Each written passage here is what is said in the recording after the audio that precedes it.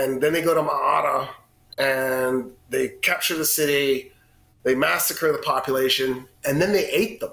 They cooked the dead people of Ma'ara and they ate them. The Crusades start. I guess the question I want to ask is, how do they sort of get momentum, and how much of a shock are they to the societies that encounter them, and why are they a shock? The shock element actually started in Europe. The first thing the Crusaders did was they went on a rampage along the Rhine River in what is today Germany, murdering the local Jewish population and raping the Jewish women in the area to the tune of several thousand people. And then they launched the crusade and actually headed to the Middle East.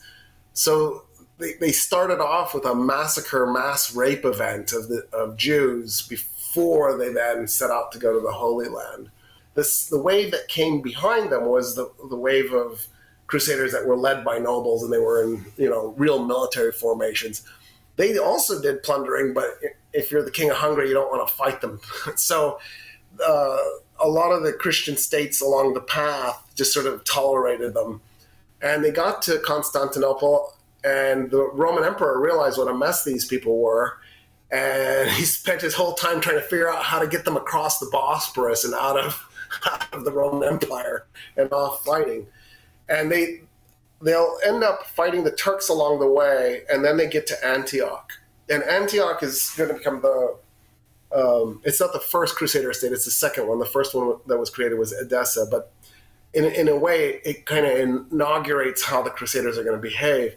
They had the city under siege, but they just didn't have the ability to get in. And Turkish reinforcements were slowly working their way towards the city. And if the Turks got to the city before the Crusaders got into it, that was probably the end of the Crusades. Like, there was probably no way for them to recover.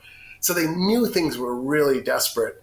And at some point, they talked to somebody inside the city, and they said, "We swear, if you surrender the city is running out of food. People were desperate. They didn't know how close the Turks were. So they're operating in fog of war kind of situation.